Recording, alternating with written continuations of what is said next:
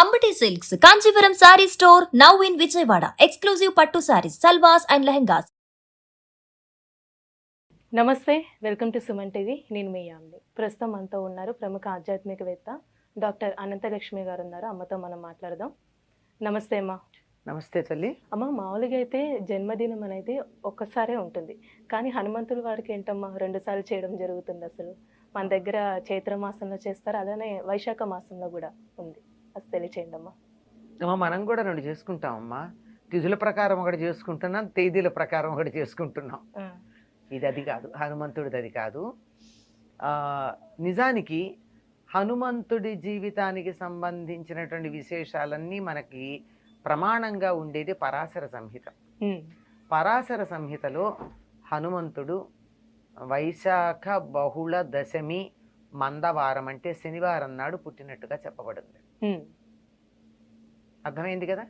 వైశాఖ బహుళ దశమి అంటే కృష్ణపక్షం.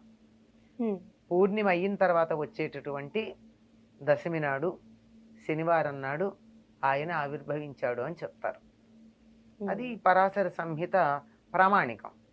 కానీ మనకి ఉత్తర దేశంలో చైత్ర పూర్ణిమ హనుమత్ జయంతిగా చేసుకుంటూ ఉంటారు.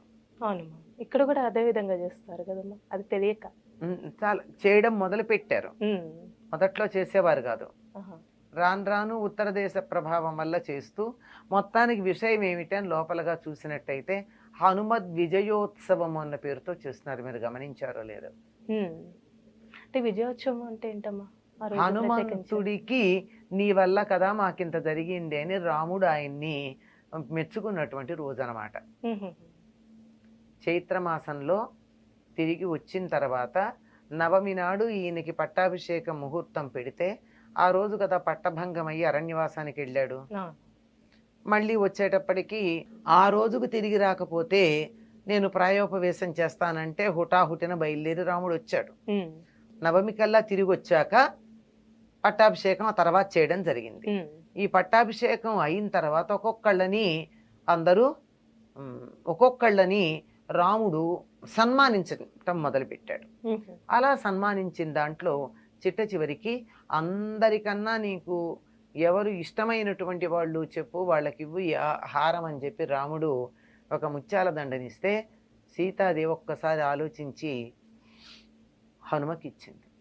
అంటే అందరికన్నా తనని ఉద్ధరించినటువంటి వాడు హనుమ అన్న ఉద్దేశంతో రాముడు కూడా అంతే అందరికి అన్ని రకాలైనటువంటి సన్మానాలు బహుమానాలు ఇచ్చి హనుమని మాత్రం నేను నీకు ఏమిచ్చినా సరిపోదు అని చెప్పి కౌగిలించుకుంటాడు.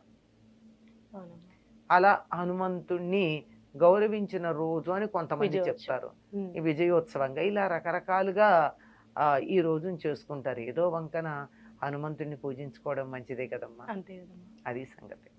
ఇప్పుడు వైశాఖ మాసంలో వచ్చే ఆంజనేయ స్వామి గురించి అంటే జన్మదినం, అది ఆ రోజు పుట్టినట్టేనమ్మా?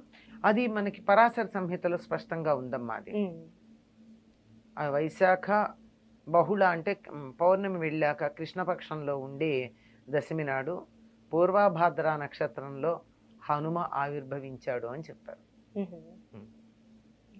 అదే తప్పనిసరిగా అక్కడే అందులో ఉన్నది, దాన్ని మనం ప్రమాణంగా తీసుకుంటూ ఉంటాం. కానీ ఇక్కడ ఈ మధ్య కాలంలో ఇట్లా చేస్తున్నారు, చేసి దీన్ని మళ్ళీ హనుమద్ విజయోత్సవంగా మళ్ళీ తర్వాత చెప్తున్నారు. కానీ మెయిన్ అయితే మనకి వైశాఖంలో వచ్చింది, వైశాఖ మాసమే. అంటే అమ్మ, ఇప్పుడు సీతమ్మ వారు ఆంజనేయ స్వామికి ఒక ముత్యాల హారం ఇస్తే దాన్ని ఇలా కొరికి ఇలా చేశారంటారు కదమ్మా, అసలు ఎందుకు అలా? ఇది కూడా కల్పనమ్మా. హనుమంతుడు ఎంత రామభక్తుడో చెప్పాలి అన్న ఉద్దేశంతో. అంటే ఇందులో రామనామం దొరుకుతుందా అని ప్రతి ముత్యం కొరికేట. ఎందుకు దొరుకుతుందమ్మా? అంత తెలివి తక్కువవాడా? బుద్ధిమతాం వరిష్ఠ అని కదా హనుమంతుడి గురించి చెప్తారు. అంత బుద్ధిమంతుడు ముత్యాల్లో రామనామం ఉంటుందని కొరుకుతాడా? ఏదో కల్పన, ఆయనకున్న భక్తిని గురించి చూపించటానికి. అయితే ఏదన్నా పండిస్తే పండులో రామనామం ఉందా అని చెప్పి కొరికి చూస్తాడా? ఇట్లా కాదు. ఆయనకి హనుమంతుడికి వీటన్నిటికన్నా కూడా ముత్యాలు రత్నాలు మొదలైనటువంటి వాటికన్నా కూడా రాముడంటే ఇష్టం, రాముడిని అన్వేషిస్తూ ఉంటాడు అన్న భావన తెలియచెప్పడానికే తప్ప వేరే కాదమ్మా.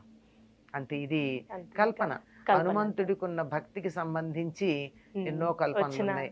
ఇలా గుండె చీలిస్తే అక్కడ రాముల వారు, సీతారామ లక్ష్మణులు సీతారాములు. ఉన్నట్టు ఉమ్. ఎందుకు ఆయన చీల్చుకుని చూపించాలా?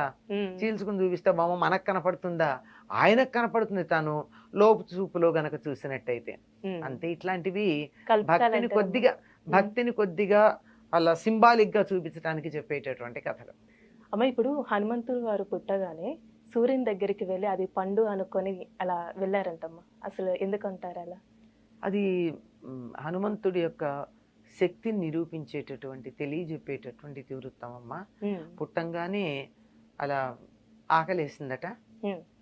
ఎదురుగా ఉదయిస్తున్న సూర్యుడు కనపడ్డాడు. కనపడంగానే ఆ పండు తిందాం అనుకుని బయలుదేరాడు. తీరా అక్కడికి వెళ్తూ ఉంటే ఆ రోజు పుట్టంగానే కదా, పుట్టిన తర్వాత అలా బయలుదేరి వెడితే ఈయన దశమి నాడు పుట్టాడు.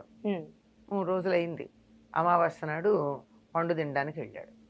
వాళ్ళమ్మ కాస్త బయటికి వెళ్ళిందో ఏమో పండు తేవడం. వెళ్ళేటప్పటికీ ఆ రోజు అమావాస్య సూర్యగ్రహణం. అక్కడ రాహు ఉన్నాడు. ఉండి వెంటనే ఇంద్రుడి మీద కోపం వచ్చింది తనకి.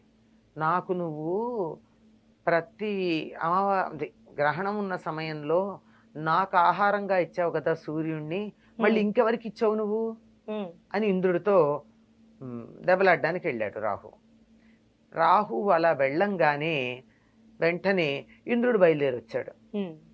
ఇదేమిటి వీడెవడు నువ్వు రాహుని అడ్డుకున్నాడు అని. హనుమంతుడు అప్పుడు అక్కడి నుంచి వీడి మీదకి వచ్చేసాడు, ఇంద్రుడి మీదకి వచ్చాడు. ఇంద్రుడి మీద కాదు, ఇంద్రుడు ఎక్కిన ఐరావతం మీదకి వచ్చాడు. అంత దూరం పోయి పండు తినడం కన్నా సూర్యుడి కన్నా రాహు బాగున్నాడు. రాహు కన్నా ఐరావతం ఇంకా బాగుంది, దగ్గరగా ఉంది.